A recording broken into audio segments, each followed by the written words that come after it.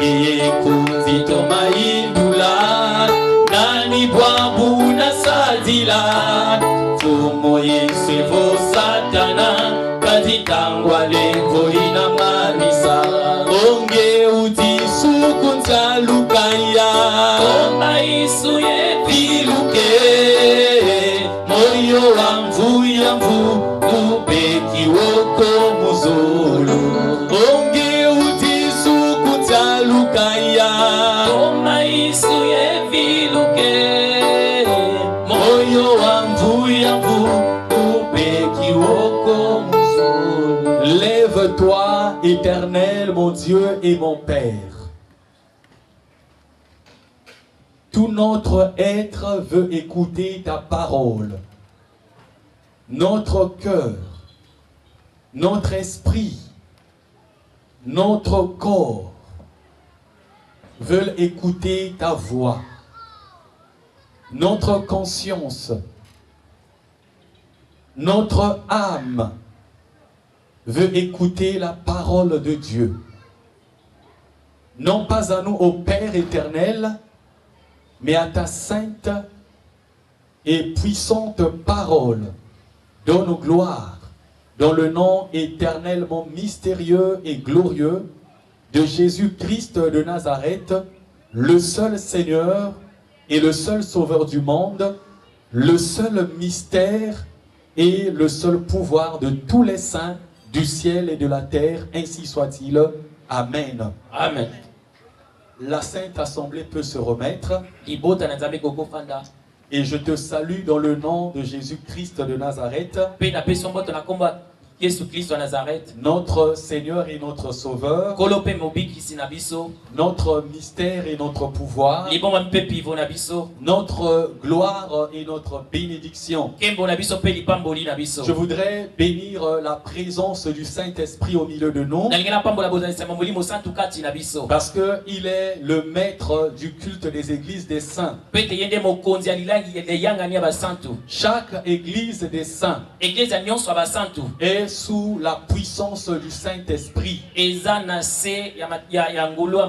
Ce qui s'était passé le jour de la Pentecôte, le Saint-Esprit est descendu comme une puissance de l'Éternel pour diriger l'église qui était dans cette chambre. C'est ce qui se passe dans les assemblées des saints. Là où les saints se rassemblent, là où l'église des saints est, c'est là où le Saint-Esprit opère. Alors je bénis l'Esprit de l'Éternel, notre Dieu et notre Père, pour sa présence. C'est une grâce de recevoir le Saint-Esprit. C'est une faveur de recevoir l'Esprit de celui qui est Dieu, celui qui a créé le ciel, celui qui a créé la terre, celui qui a créé les anges. C'est une grâce de recevoir son esprit. Lorsque Dieu a créé les anges, dans chaque ange, il a mis l'esprit des anges. Dans les archanges, il a mis l'esprit des archanges. Dans les chérubins, il a mis l'esprit des chérubins. Dans les séraphins, il a mis l'esprit des séraphins. Quand il a créé l'homme, dans l'homme, il a d'abord mis l'esprit humain. Mais comme lui-même, il a aussi un corps qui porte un esprit, qui est l'esprit de la divinité, l'esprit avec lequel Dieu opère dans le ciel, sur la terre, sous la terre, dans les eaux et partout. En lui, il y a l'esprit de Dieu. En l'Éternel, il y a l'esprit de Dieu. En l'Éternel, il n'y a pas l'esprit d'un ange, car l'Éternel n'est pas un ange. En l'Éternel, il n'y a pas l'esprit d'un chérubin, car l'Éternel n'est pas un chérubin. En l'Éternel, il n'y a pas l'esprit d'un séraphin. Car l'Éternel n'est pas un séraphin. En l'Éternel, il n'y a pas l'esprit de l'homme. Car l'Éternel n'est pas un homme. En l'Éternel, il y a le Saint-Esprit. Et le Saint-Esprit, c'est l'Esprit de Dieu.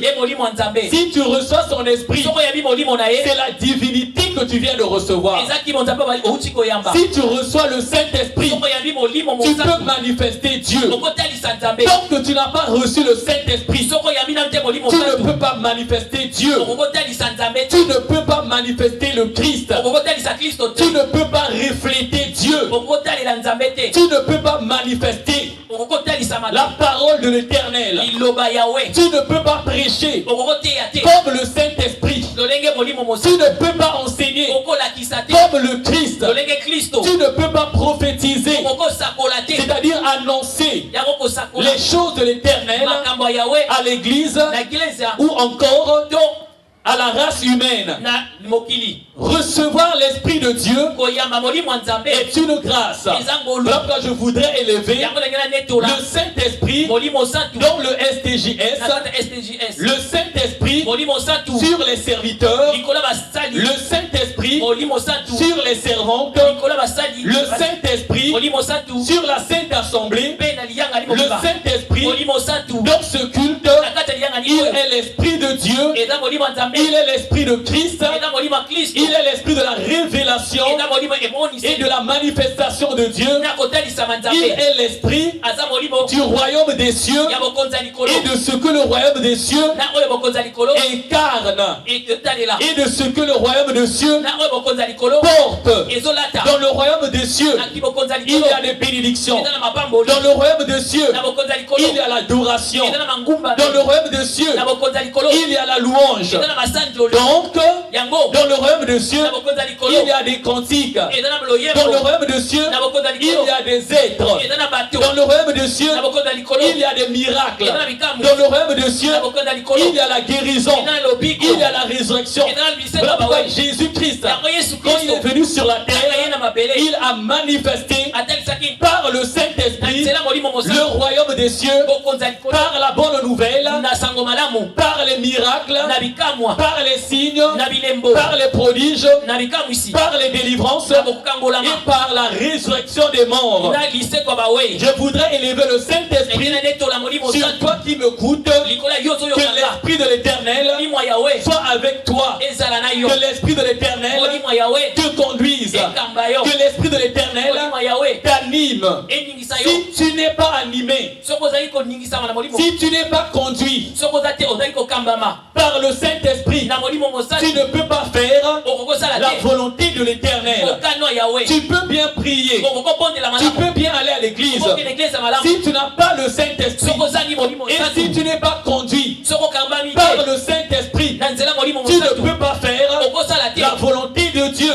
Voilà pourquoi le Père, pour aider les hommes, pour aider les croyants à faire sa volonté, il avait envoyé le Saint-Esprit à ceux qui avaient reçu la grâce devant sa face. Recevoir le Saint-Esprit, l'Esprit de Dieu, l'Esprit de l'Éternel est une grâce. J'élève le Saint-Esprit en ces lieux et sur toi, que le Saint-Esprit soit ton compagnon et ton berger de chaque instant. Ainsi soit-il dans le ciel, ainsi soit-il sur la terre, ainsi soit-il dans l'église du Seigneur Jésus-Christ de Nazareth, l'église qui est établie et répandue sur la face de la terre. Ainsi soit-il dans le STJS, ainsi soit-il sur la Sainte Jeunesse, c'est-à-dire les jeunes que Dieu a mis à part pour porter et manifester la gloire de Dieu. Ainsi soit-il en ces lieux. Acclamons l'Éternel. notre Dieu et notre Père. Acclamons Jésus-Christ, notre Seigneur et notre berger. Acclamons le Saint-Esprit, notre puissance et notre force. Amen. Jésus-Christ de Nazareth est la lumière du monde. Il n'est pas seulement la lumière de l'homme. Il n'est pas seulement la lumière de l'esprit de l'homme. Mais il est la lumière du monde. Plusieurs hommes de Dieu étaient venus sur la terre. Ils se sont éclairés eux-mêmes et ont éclairé un petit territoire. En commençant par le premier homme de Dieu. Il s'appelle Adam. C'est lui le premier homme de Dieu. La première servante de Dieu. Elle s'appelle Ève. Amen. Jusqu'à Jean-Baptiste. Aucun homme de Dieu n'était la lumière du monde. Et personne n'osait déclarer cette parole. Est-ce qu'ils avaient cette révélation-là que eux-mêmes étaient des lampes qui portaient la lumière de Dieu, c'est-à-dire Jésus-Christ? Est-ce qu'ils avaient eux-mêmes cette révélation qu'ils étaient par là la lumière de Dieu? Amen. Est-ce qu'ils avaient cette révélation? Ou bien le Père leur avait caché cette connaissance? Mais même si ils le savaient, qu'ils étaient une lampe de Dieu, qu'ils étaient un chandelier de Dieu, qu'ils étaient une lampe de Dieu, ils savaient qu'ils n'étaient pas la lumière du monde, mais ils étaient au service de la lumière de Dieu. Et cette lumière de Dieu, c'est Jésus-Christ de Nazareth. C'est lui qui est la lumière du monde. Quand il est apparu sur la terre, ceux qui avaient des yeux spirituels avaient constaté que la terre avait changé, alors que la terre était dans les ténèbres, alors que les peuples de la terre étaient dans l'obscurité. Quand le Christ est apparu, les contrées entières, les nations entières, la terre avait vu apparaître la lumière qui avait éclairé le monde. Le monde des ténèbres qui était établi sur la terre était ébranlé. Le monde des ténèbres qui était établi sur la terre était dérangé. Par cette lumière qui était dans un corps de l'enfant Jésus était en danger. Le roi Hérode s'était levé pour tuer un enfant qui n'avait même pas une année. Amen. Donc même cet enfant-là est plus âgé que Jésus-Christ. Lorsque un roi s'était mis à le rechercher pour le détruire physiquement. Pourquoi? Parce qu'il portait la lumière qui éclairait la terre. Il portait la lumière du royaume des cieux qui était descendu sur la terre afin d'éteindre les ténèbres de la royauté qui était sur la terre, afin de balayer la fausse lumière des rois de la terre de cette époque-là. Quand Jésus vient sur la terre, il déclare: moi que vous voyez, je suis la lumière du monde. Avant d'être la lumière du monde, il est d'abord la lumière du royaume des cieux. C'est par lui que le royaume des cieux est dans la lumière. Avant d'être la lumière du royaume des cieux, il était la lumière de Dieu. C'est-à-dire Jésus-Christ était en Dieu. Et en Dieu, il était la lumière. En Dieu, il était la lumière de la sagesse de l'Éternel. En Dieu, il était la lumière de l'intelligence de Dieu. En Dieu, il était la lumière de la science de Dieu. En Dieu, il était la lumière de la divinité du Père. En Dieu, il était la lumière des manifestations de Dieu.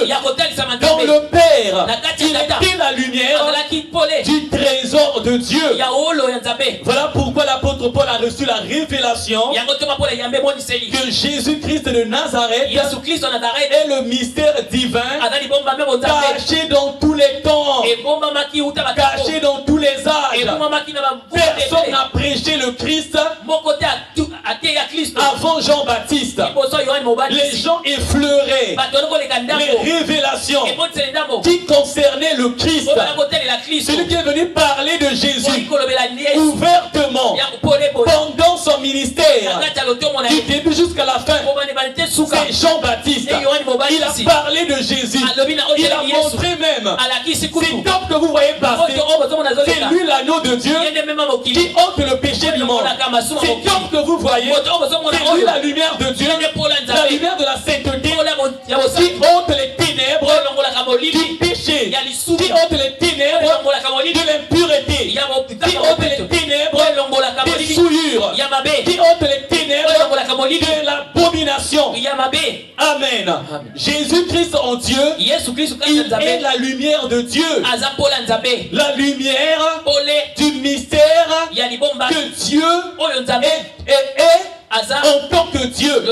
Il est la lumière du mystère de l'éternel et en tant qu'éternel. Il est la lumière du mystère de Yahvé et en tant que Yahvé. Voilà pourquoi il est écrit dans la parole de Dieu. Parole du Saint-Esprit. Parole du Saint-Esprit. Annoncée par l'apôtre Paul. Que Jésus-Christ de Nazareth est le mystère divin caché de tous les temps, dans tous les âges, aux grands de la spiritualité, aux prophètes, aux sacrificateurs, mais au temps de la manifestation de l'Église, ce mystère-là a été révélé. Et ce mystère, c'est qui? C'est Jésus-Christ de Nazareth. Ce mystère, c'est quoi? C'est Jésus-Christ de Nazareth. Et Christ en nous, l'espérance de la gloire, a déclaré l'apôtre Paul. Ce mystère, c'est Christ qui est l'espérance de la gloire de ceux qui l'ont reçu comme sauveur, comme Seigneur. Amen. La parole de Dieu est ma lumière. La parole de Dieu est mon épée. La parole de Dieu est ma bénédiction, ma richesse, mon bonheur et ma gloire. Christ en nous. Acclamons la parole de Dieu. Nous allons nous lever pour lire la parole de Dieu. Jean 8, le verset 12. Jésus leur parla de nouveau et dit: je suis la lumière du monde. Si quelqu'un me suit, il ne marchera pas dans les ténèbres, mais il aura la lumière de la vie. On peut s'asseoir. Cette parole est la vérité de l'Éternel qu'aucun homme sur la terre n'a déclaré. En Israël, il y a eu des hommes puissants en parole, des hommes puissants en gloire, des hommes puissants en signes, prodiges et miracles, comme Moïse, des hommes qui étaient la gloire d'Israël, la gloire de Dieu en Israël, la gloire de Dieu sur la terre, la gloire de Dieu dans la spiritualité. Cette parole est la vérité de l'Éternel. Le ciel et la terre passeront, mais la vérité de l'Éternel ne passera jamais. Jésus déclare sur la terre que je suis la lumière du monde. Amen. Et cette parole parole était la vérité. Quand il est venu sur la terre était éclairée. Quand il est venu sur la terre, ceux qui étaient dans les ténèbres, parce que leur nation était dans les ténèbres, parce que leur famille était dans les ténèbres, parce que leur continent était dans les ténèbres, au temps de Jésus-Christ, une grande lumière était apparue. L'Esprit de l'Éternel avait parlé par le prophète Ésaïe. Voici la parole de l'Éternel. Ésaïe 9, le verset 1. Le peuple qui marchait dans les ténèbres voit une grande lumière sur ceux qui habitaient le pays de l'ombre de la mort. Une lumière resplendit. Amen. Ici, on nous montre qu'il n'est pas seulement la lumière de l'homme, mais il est la lumière des mondes, d'un territoire, d'une famille, d'une parcelle et de toute la terre. Amen. Le peuple qui marchait dans les ténèbres, c'était le peuple. C'est d'abord Israël. Le peuple qui marchait dans les ténèbres, c'était le peuple. C'est ceux qui étaient destinés à être sauvés, qui étaient d'abord dans les ténèbres de l'incrédulité, ceux qui étaient d'abord dans les ténèbres des coutumes et traditions diaboliques. Parce que tout ce qu'il y a dans les coutumes et dans les traditions n'est pas satanique. Amen. Qui était ce peuple? Qui était ce peuple? C'est ceux qui avaient le sceau de l'Éternel, qui était hors d'Israël, qui était répandu sur la face de la terre. Ce que Jésus-Christ, en venant sur la terre, était venu sauver en les arrachant spirituellement dans les ténèbres pour les établir dans sa lumière. Le peuple, on n'a pas dit l'homme, on a dit le peuple. Quand on parle d'un peuple, donc c'est déjà un nombre important de personnes. Amen. Qui marchait dans les ténèbres voit une grande lumière. Jésus n'est pas une lumière, il est une grande lumière. Mais sa grandeur, elle est infinie. Elle est une lumière infinie. Donc le peuple qui marchait dans les ténèbres et qui ne savait pas qu'il marchait dans les ténèbres va subitement apparaître une grande lumière. C'était la véritable lumière. Parce que c'est la seule, lorsqu'elle était apparue, ils se sont vus être éclairés. Alors qu'avant eux, non, avant Jésus, il y avait des lumières qui apparaissaient. Avant Jésus, il y avait des spirituels. Avant Jésus, il y avait des religieux, des maîtres religieux. Avant Jésus, il y avait des grands qui étaient apparus, des maîtres, des rabbis, les pharisiens, les sadducéens, les scribes, les sacrificateurs qui étaient apparus. Mais le peuple là, qui était dans les ténèbres, demeurait dans les ténèbres. Mais quand Jésus est venu, ils étaient surpris de voir qu'ils étaient éclairés. Pourquoi? Parce que Jésus-Christ seul est la lumière de l'Éternel, la véritable lumière de l'Éternel, parce qu'il vient de Dieu. Il est constituant du corps de l'Éternel. Il est participant du corps de l'Éternel. Cette lumière, c'est Jésus-Christ de Nazareth. Le peuple qui marchait dans les ténèbres voit une grande lumière sur ceux qui habitaient le pays de l'ombre de la mort. Une lumière resplendit. Les ténèbres dont on parle ici a apporté la mort.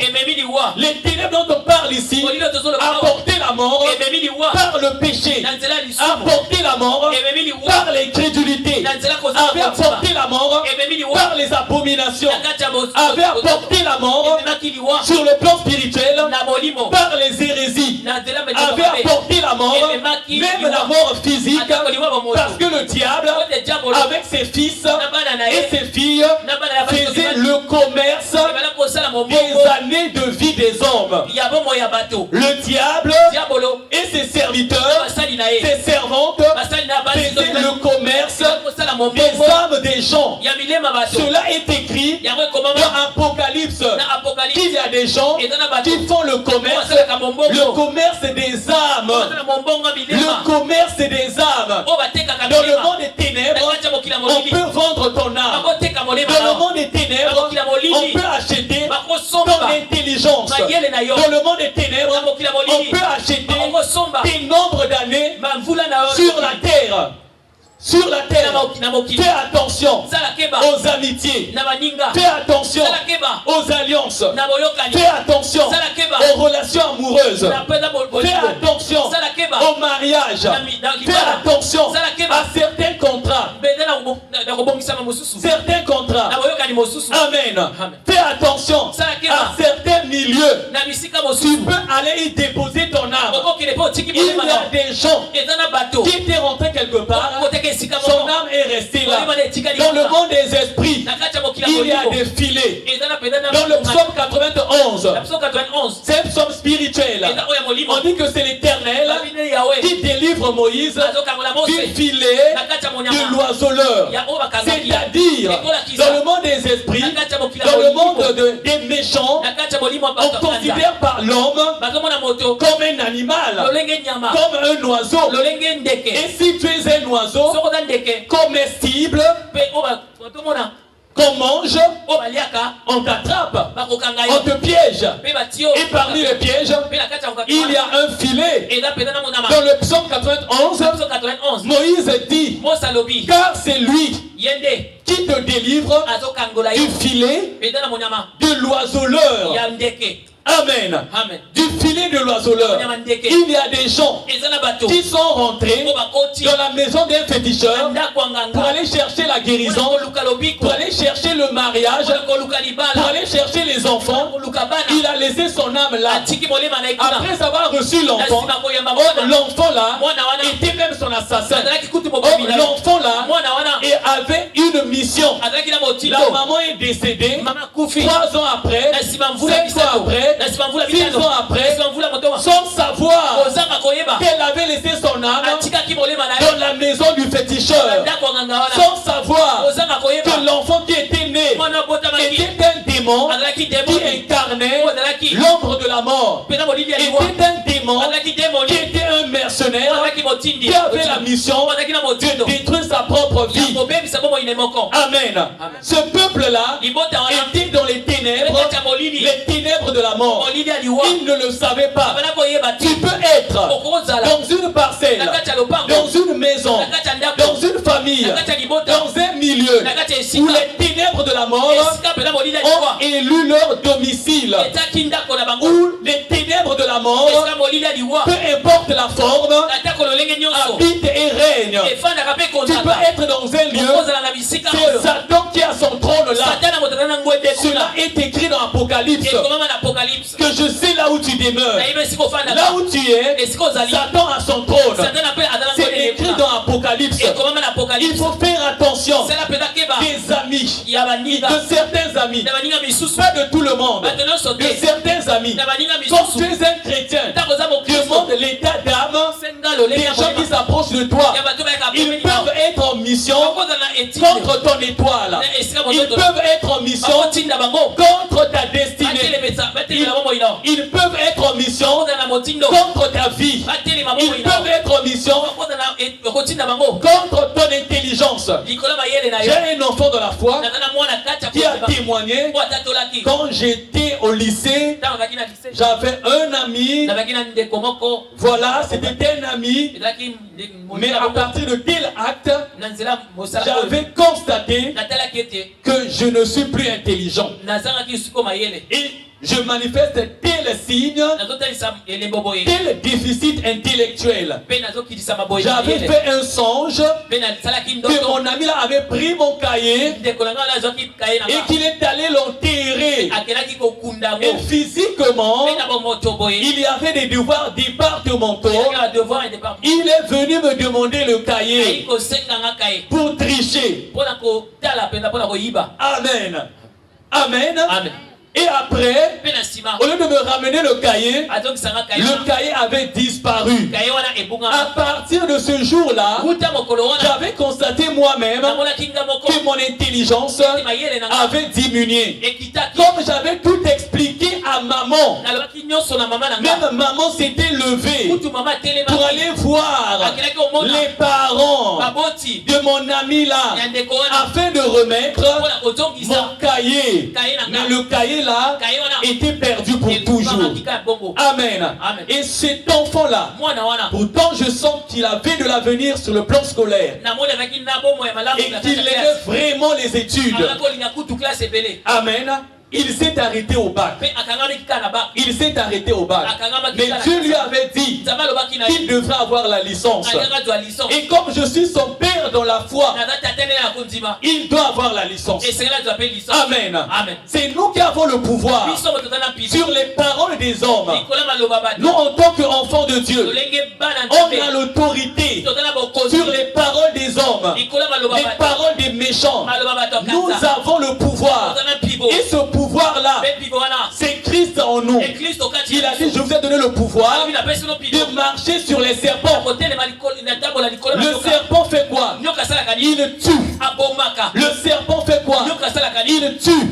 Je vous ai donné le pouvoir de marcher sur les scorpions. Le scorpion fait quoi? Il tue. Le serpent du monde des ténèbres. Le serpent spirituel. Le scorpion du monde des ténèbres. Le scorpion spirituel. Il tue. Nous avons le pouvoir de marcher sur les serpents, sur les scorpions et sur toute puissance de l'ennemi. Et rien ne pourra nous nuire. Christ déclare ceci. Sur le plan spirituel, rien ne peut nous nuire. Pourquoi? Parce que le pouvoir qu'il nous a donné, c'est son propre pouvoir.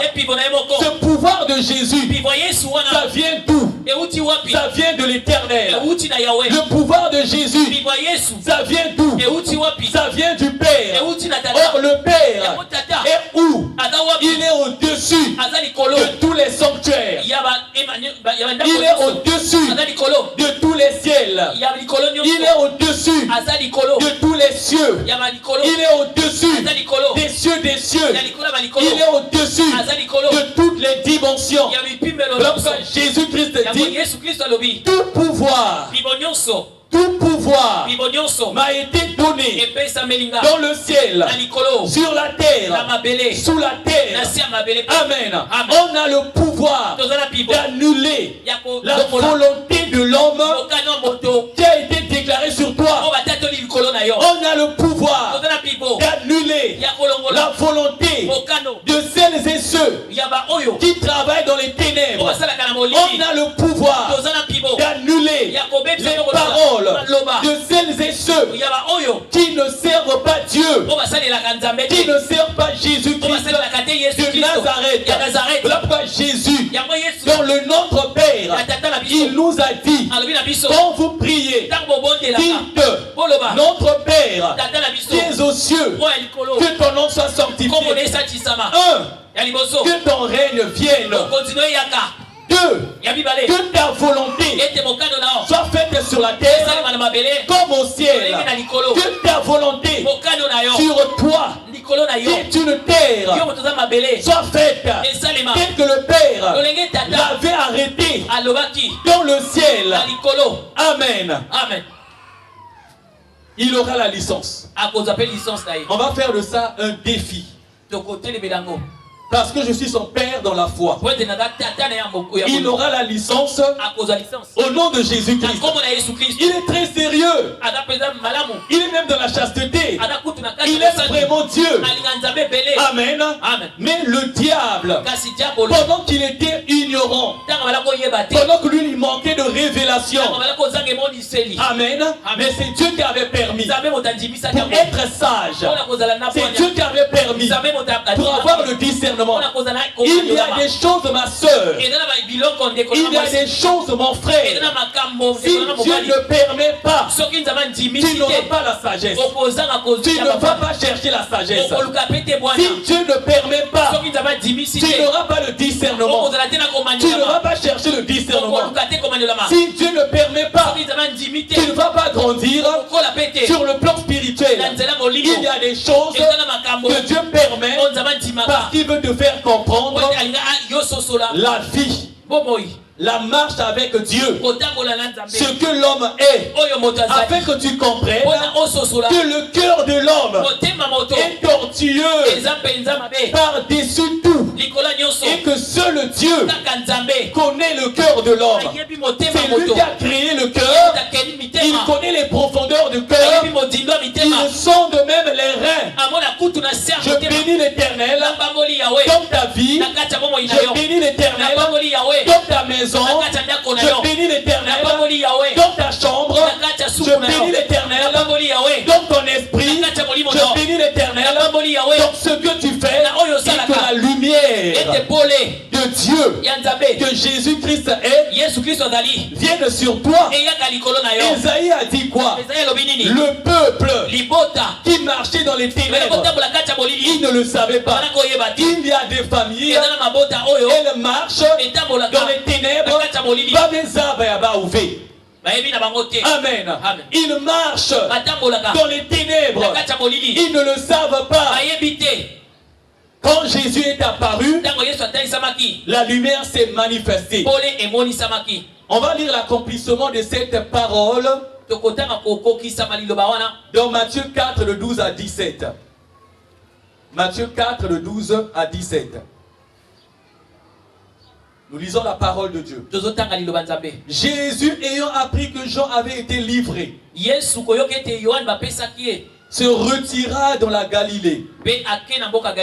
Il quitta Nazareth et vint demeurer à Capernaum, situé près de la mer, dans le territoire de Zabulon et de Nephtali, afin que s'accomplisse ce qui avait été annoncé par Esaïe le prophète. Qu'est-ce qu'il avait annoncé? C'est ce que nous avons lu dans Esaïe 9, le verset 1. Amen.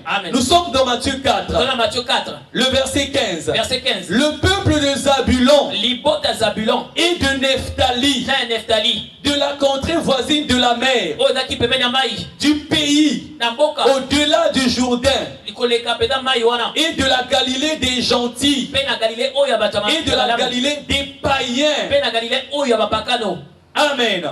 Ce peuple, assis dans les ténèbres, a vu une grande lumière sur ceux qui étaient assis dans la région et l'ombre de la mort. La lumière s'est levée. Cette lumière-là, c'est qui? C'est Jésus-Christ de Nazareth. Cette lumière-là, c'est qui? C'est Jésus-Christ de Nazareth. Donc il y a tout un peuple qui était dans les ténèbres. Il y a tout un peuple qui était assis dans les ténèbres. Il y a tout un peuple qui habitait, qui avait construit leur maison, leur ville, leurs entreprises, là où était l'ombre de la mort. Amen. Là où était l'ombre de la mort. Amen. Là où était l'ombre de la mort. Amen. Là où était l'ombre de la mort. Et quand Jésus vient, la lumière apparaît.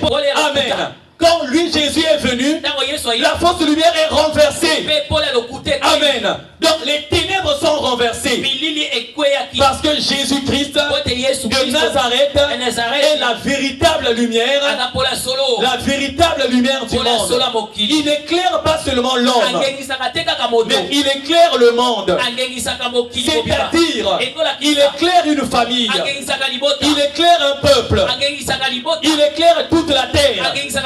Si la terre, à travers les rois, pouvait recevoir Jésus-Christ comme sauveur et Seigneur, le monde serait éclairé. Si tous ceux qui sont à la tête des religions pouvaient être vrais avec Christ, toute la terre serait dans la lumière. Que l'Éternel te bénisse et que la gloire de Jésus soit sur toi. Nous allons continuer ce thème le dimanche prochain. Soyez et demeurez bénis. Amen. Acclamons l'Éternel. Acclamons l'Éternel, notre Dieu et notre Père. Amen. La parole de Christ est ma lumière. La parole de Christ est mon épée. La parole de Christ est ma bénédiction, mon bonheur et ma gloire. Christ en nous, l'espérance de la gloire.